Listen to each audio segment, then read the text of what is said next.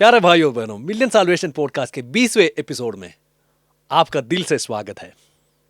3 साल लोगों के बीच काम करने के बाद जब यीशु ने ईश्वर के राज्य की बात सिखाई, बीमारों को ठीक किया, बुरी आत्माओं से छुड़ाया और मृतकों को जिंदा किया, अब वक्त आ गया कि वो पूरी इंसानियत की मुक्ति के लिए खुद को पूरा दे दे। दुख की शाम से पहले यीशु शिष्यों के साथ पास्का का भोजन खाने बैठे। सदियों से इस्राएल ये भोजन मिस्र की गुलामी से आजादी की याद में मनाता था, जब मेमने का खून उन्हें मौत से बचाया था। पर ये रात अलग थी। इस रात यीशु, जो सच्चे ईश्वर के मेमने हैं, उस पुराने भोजन को नया मतलब देने वाले थे। वे आसमान से जमीन पर इसीलिए आए थे कि खुद को हमारा भोजन बना दे। अगले दिन वो क्रूस पर चढ़ाए जाएंगे ताकि हमें जीवन के पेड़ का फल दे। अपनी देह जो हमारी मुक्ति के लिए तोड़ी जाएगी।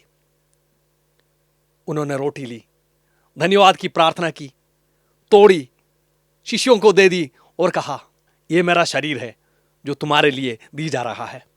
फिर प्याला लिया, धन्यवाद की प्रार्थना किया और कहा, यह प्याला मेरे खून में नई विधान है जो तुम्हारे लिए बहाया जा रहा है।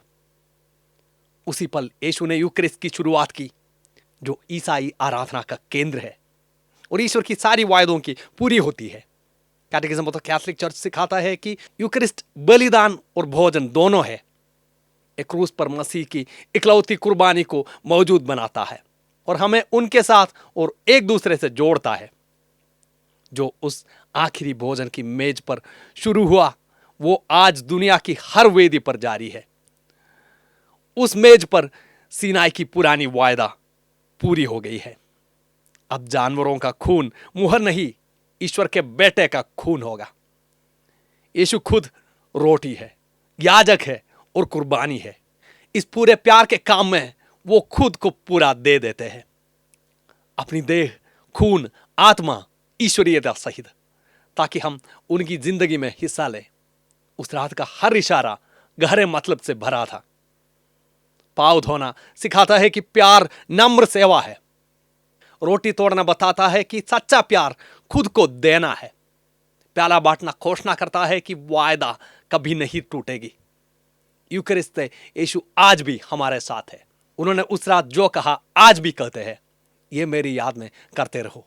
हर मिसा हमें उस कमरे में लौटा लाता है, प्रभु की मेज पर बैठने, जीवन की रोटी लेने और उसी प्यार से प्यार करने की ताकत पाने को। अगर हो सकते तो बाइबल से आप एक वचन पढ़िए।